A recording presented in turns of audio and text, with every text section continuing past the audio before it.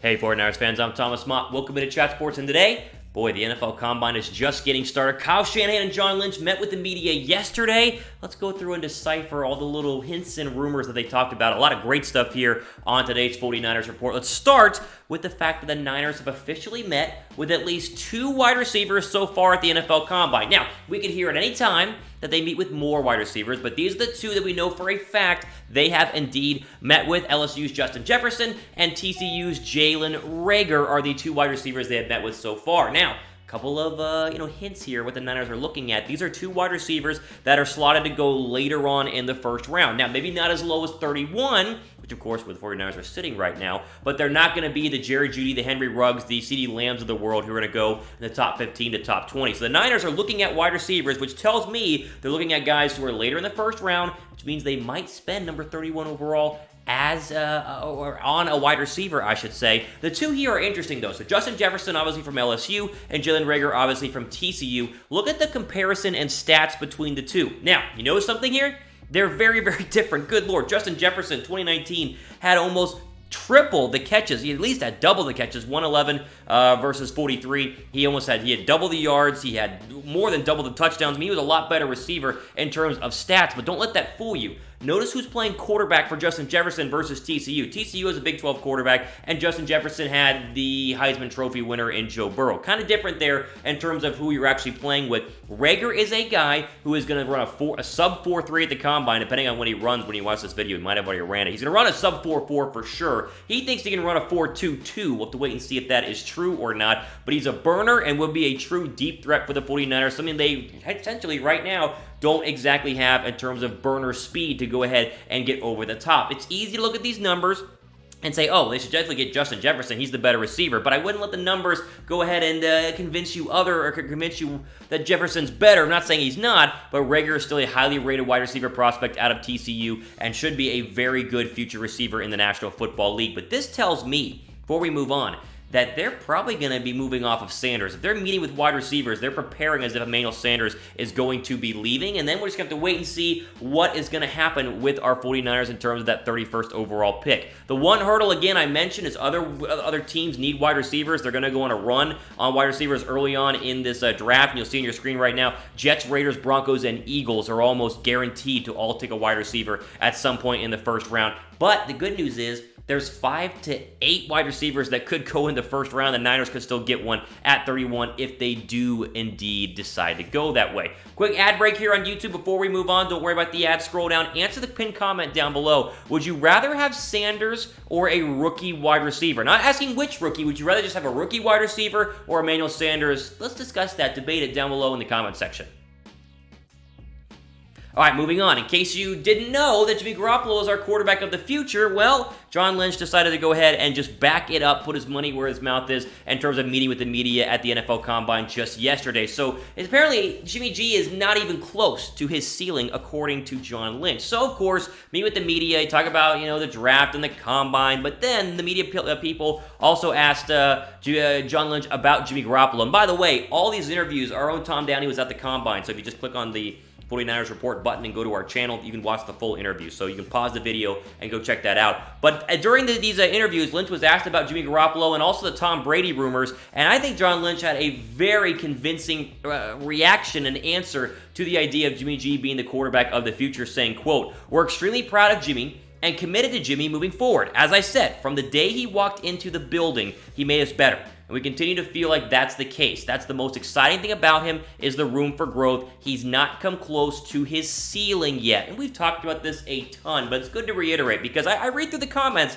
and every now and then there's someone in the comment section who was like, "Oh, Jimmy Garoppolo is terrible. You need to get Tom Brady." Well, one, we know that's not going to happen. Like, it's definitely not going to happen at all. We all know this. But I think this shows that Jimmy Garoppolo has all the confidence in the world from his coaching staff. I mean, the coaching staff has a ton of confidence in this guy, and it starts with GM John Lynch saying that, hey, He's not even come close to his ceiling. We know that, and yet last year he went to the Super Bowl and was a Super Bowl starting quarterback. So it's great news overall for our 49ers. We don't want any sort of quarterback controversy, any sort of quarterback questions. Bad teams have quarterback controversies.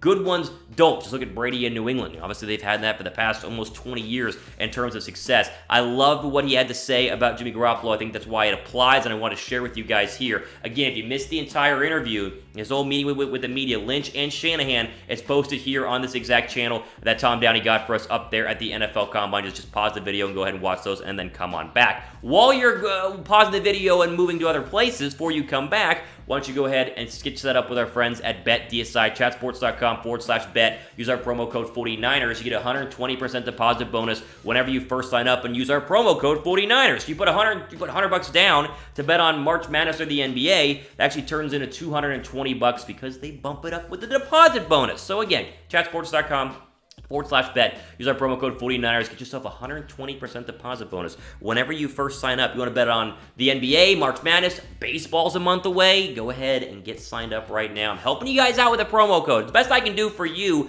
my loyal audience. Okay, moving on.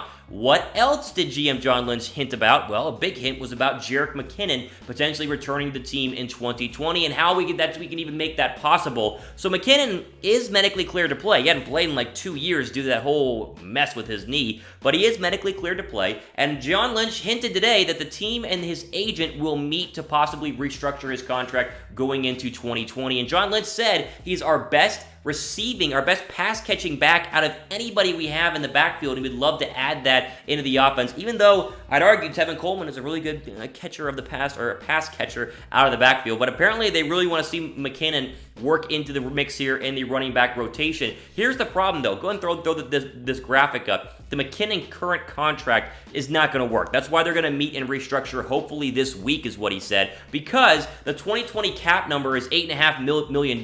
Cutting him would basically make $4 million of that be dead money and $4.5 million be available free cap space. So it's just too much to just go ahead and cut, but you can expect him to do a cheap restructuring. That way we don't threaten to cut him. It's confusing, but essentially what we're trying to get at here is that he's medically cleared to play. The team and the agent are expected to meet this week, and I would not be surprised if there's a cheap, team-friendly restructuring done by the end of this week or going into next week, which, one, gets McKinnon to stay on the roster going forward into 2020 and saves us a little bit of extra money, which we could put elsewhere, which we all know for our 49ers is very, very important this offseason. So good news right now on Jerick McKinnon. If you've not subscribed, then you're missing out, because 16,000 people have already subscribed to the 49ers Report. Go ahead, click the red subscribe button down below, notification bell, and give it a thumbs up for some Combine rumors. We got the Combine, baby! It's a great time of the year. We're so close to the NFL Draft. Thumbs up down below and subscribe. Also, if you guys want to pick up some sweet Combine swag, some 49ers swag as well, chatsports.com/49hat